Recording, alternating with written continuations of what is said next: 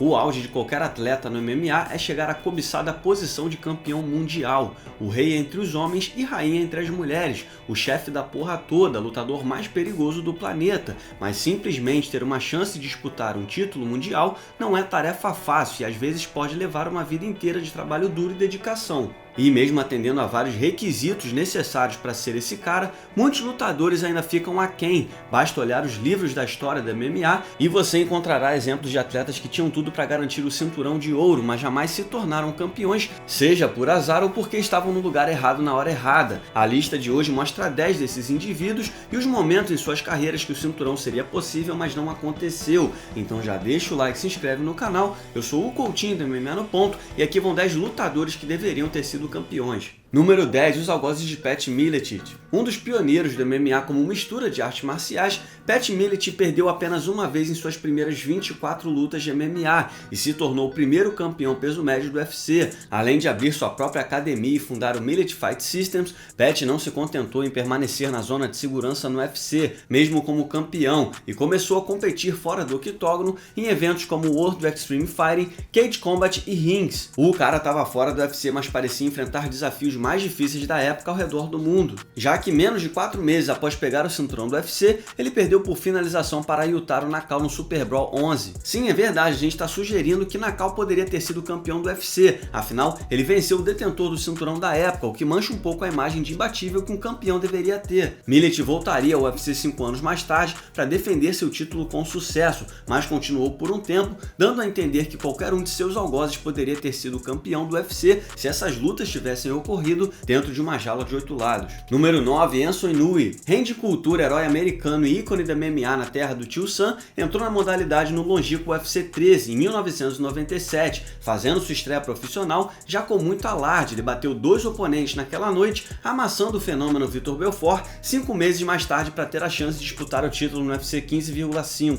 O coroa se deu bem batendo Maurice Smith para se tornar o campeão dos pesados do UFC. Foi impressionante demais, já que ele foi de estreante a campeão em apenas um ano. Todo mundo estava empolgado com o sucesso de Randy Couture como campeão do mundo, mas sua próxima luta aconteceu fora do Ultimate, no menos conhecido Vale Tudo Japão, onde enfrentaria Enson Inoue, uma estrela em ascensão com bem mais experiência que o campeão do UFC. Depois de uma trocação quente no início da luta, Inoue pegou Couture no armlock e fechou a conta. A cereja do bolo foi o cara levar seu cachorro pro ringue no meio da comemoração. Nada mais justo, afinal, ele havia acabado de vencer o campeão dos pesados do UFC, supostamente o homem mais malvado do planeta. Ele não ficou com o cinturão, já que a luta foi fora do UFC, mas isso não muda o fato de que ele tinha talento para levar o título para casa naquela época. Número 8, Holly Holm. Nós começamos essa lista lembrando quão traiçoeiro e difícil é o caminho até o cinturão do UFC, mas o caminho não é tão longo assim se seu nome for Holly e seu sobrenome Holm, já que a loura teve nada menos do que 4 oportunidades, vencendo apenas uma com seu famoso chute na cabeça sobre Ronda Rousey. E não foi surpresa para ninguém que o UFC escalou a lutadora para disputa pelo cinturão inaugural do peso pena, diante da veterana Germaine de Randamie. Tinha tudo para ser uma grande luta, mas de Randamie decidiu acertar golpes ilegais em 2 rounds e não ser punida pelo árbitro. Holly ficou claramente atordoada com os golpes, dizendo que aqueles socos foram mais duros do que quaisquer outros disparados ao longo da luta, mas ficou por isso mesmo quando Bruce Buffer anunciou o resultado oficial e de Randamie venceu por apenas 1 ponto. A comunidade da luta ficou empolvorosa, já que a justa punição a cada golpe legal da holandesa significaria mais um cinturão, agora no peso pena para conta de Holly Holm. Número 7, Duane Ludwig. Quem olha para o peso leve do UFC hoje enxerga sem dúvidas uma das categorias mais congestionadas da atualidade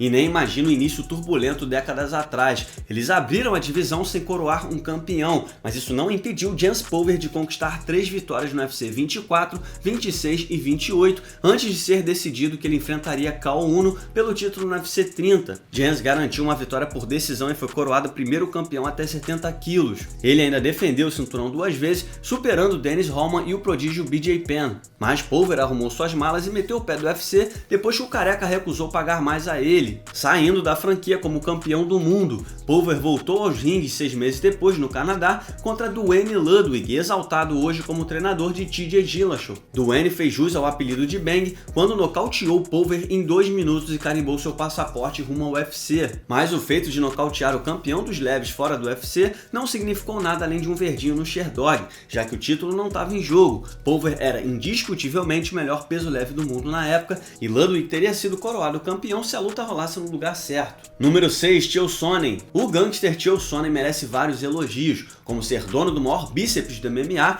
pau pra toda a obra e maior rival do jiu-jitsu por se recusar a se deitar embaixo de outro homem. Agora, uma coisa que não podemos falar é que ele foi campeão de MMA, já que fracassou nas 3 vezes que disputou um cinturão no UFC. Sua primeira oportunidade no MMA foi contra Paulão Filho no WEC 31, onde ele foi finalizado a 5 segundos do fim do segundo round. Chael, malandro que só, decidiu gritar em vez de bater, gerando uma polêmica meio sem sentido, mas que lhe garantiu uma revanche logo depois. O problema é que Paulão não bateu o peso dessa vez, chegando uma tonelada acima do limite e tirando o cinturão da disputa. Sonnen venceu por decisão unânime e Paulão disse à imprensa que enviaria ao seu rival o cinturão por honra, mas o WEC acabou fechando as portas logo depois por ser comprado pelo UFC e Sonnen nunca conseguiu vencer o cinturão de fato dentro da jaula. Mas a lição que todos aprendemos é que não importa se você é o melhor lutador do mundo, porque eles não vão te chamar de grande lutador, eles vão te chamar de Chael Sonnen. Número 5, Dominick Reyes e Anthony Smith. Poucos lutadores alcançaram um nível de domínio e reinado como Jon Jones, defendendo com sucesso seu título até 93 quilos 11 vezes,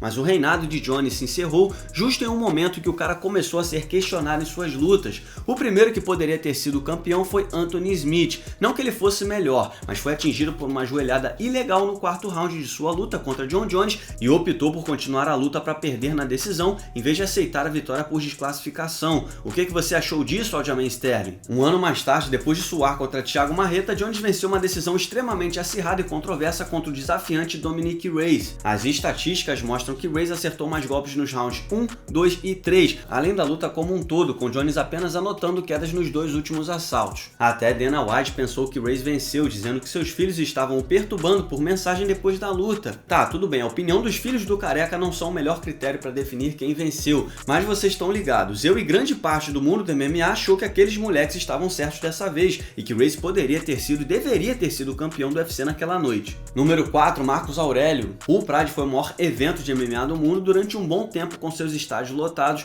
shows pirotécnicos e lutas espetaculares, mas a forma com que a liga japonesa lidava com os casamentos de luta nem sempre era o mais justo ou direto como o UFC. Takanori Gomi foi coroado campeão peso leve do Pride após vencer um GP em 2005, impressionando com sua trocação absurda e violenta, mas o Pride era o Pride e nada impedia que os campeões fizessem lutas sem colocar seus títulos em jogo. Afinal, para que arriscar seu campeão contra um lutador desconhecido, né? Genial! E foi exatamente isso que eles fizeram com Gomi quando casaram ele contra o brasileiro em ascensão Marcos Aurélio. A luta começou devagar em pé até que Aurélio deu uma queda, encaixou um triângulo de mão e apagou o campeão dos leves. O pulo do gato é que não era uma luta por título, então Aurélio não era o novo campeão. A revanche foi marcada, claro, mas Gomi venceu por decisão dessa vez. A Aurélio atropelou o campeão do Pride, mas nunca recebeu o cinturão por isso, só no Japão mesmo. Número 3, Yoel Romero. Certos lutadores irradiam uma aura, uma mística diferente cada vez que entram na jaula. E o cubano Yoel Romero é mais do que apenas um corpo ridiculamente musculoso, ele também é um dos lutadores mais assustadores do planeta, mas existe um outro homem no UFC que sabe lidar muito bem com espécimes como essa enquanto se diverte com cangurus e bebe drinks sob o sol escaldante da Austrália. Sim, exatamente, estamos falando de Robert Whittaker, que não se contentou em lutar contra Yoel Romero uma vez, como topou uma segunda luta. O primeiro confronto foi apertado, com Whittaker vencendo 3 dos 5 rounds. Romero disputaria o cinturão interino contra Luke Rockhold e venceu por nocaute, mas não recebeu o título porque ele simplesmente não bateu o peso na véspera. Mas o UFC marcou a revanche com Whittaker mesmo assim, e a guerra insana terminou com uma controversa decisão dividida. Romero derrubou o campeão várias vezes e para muitos fez o suficiente para ganhar pelo menos um 10-8. Para muitos, Romero venceu, mas não levou. Ele também tinha ficado acima do limite da categoria na balança, então não tá nem para reclamar tanto. Número 2, Kazumi Zaki. Sim, lá vem Pride de novo com suas bizarrices. O ano é 2005 e o lendário Dan Henderson acaba de conquistar o título dos meio médios no Japão. O cara então entrou em um GP em 2006 e acabou perdendo para Kazumi Zaki, mas é claro, como o Pride estava sendo Pride, o cinturão não estava em jogo no GP. Mizaki perderia nas semifinais para Paulão Filho, mas aí Paulão machucou o joelho e Mizaki avançou vencendo o torneio. Ganhou, perdeu, ganhou, mas não levou o cinturão. Era uma zona completa, mas esse é o nosso querido Japão. Henderson continuou como campeão dos meio médios e Mizaki nunca levou o título para casa. Henderson venceu Vanderlei Silva no Pride 33 e se tornou o primeiro campeão duplo da história do MMA, embora tecnicamente tenha perdido para Mizaki. Número 1, Ricardo Arona. Mas é claro que o número 1 dessa lista viria do Pride, né? Se você ainda não entendeu, o Pride essencialmente fazia o que queria com seus campeões e só defendiam seus títulos quando o evento considerava realmente necessário. Na verdade, só existiram 2 campeões dos médios da história do Pride. O primeiro sendo o cachorro louco Vanderlei Silva. Vandy acumulou um cartel de 22-1 no Pride, perdendo apenas no peso absoluto contra Mark Hunt, antes de tropeçar na luta que justificaria a entrada de Ricardo Arona nessa lista. Ambos participaram do GP dos médios de 2005 e se enfrentaram nas semifinais. Vanderlei era o campeão na época e o grande favorito para vencer, mas acabou perdendo na decisão. Se a luta foi no peso médio, você venceu o campeão dos médios, você fica com o cinturão, certo? Errado. Por se tratar de um torneio, o cinturão não estava nem em jogo numa eventual final. Shogun, que ganhou o GP, não foi coroado novo campeão. Por quê? Vai saber. Coisas do Pride. Arona e Vanderlei faziam uma revanche 4 meses depois, dessa vez com o título em jogo, mas o cachorro louco venceu uma decisão apertada dessa vez para manter o título que ele teria perdido meses antes. Sinceramente, não dá nem para ficar tão puto com esse sistema louco do Pride, porque ele ajudou a construir a maior organização de lutas da época e combates históricos. Perguntamos ao Dana White o que ele achava dessas particularidades do Pride. Sabe o que ele disse? That's fucking illegal. E aqui vai um salve para o Balion que escreveu essa lista. Você pode seguir o Balion no Twitter através do Balion_Place. E um salve também para o Luke Taylor que editou esse vídeo. Você pode seguir o Luke no Twitter através do @cool2me. Muito obrigado por assistir. Não se esqueça de deixar o like, se inscrever no canal. Nós temos sempre vídeos semanais por aqui. Deixe também o seu comentário sobre o vídeo logo abaixo e siga-nos nas redes sociais. Muito obrigado mais uma vez e até o próximo vídeo.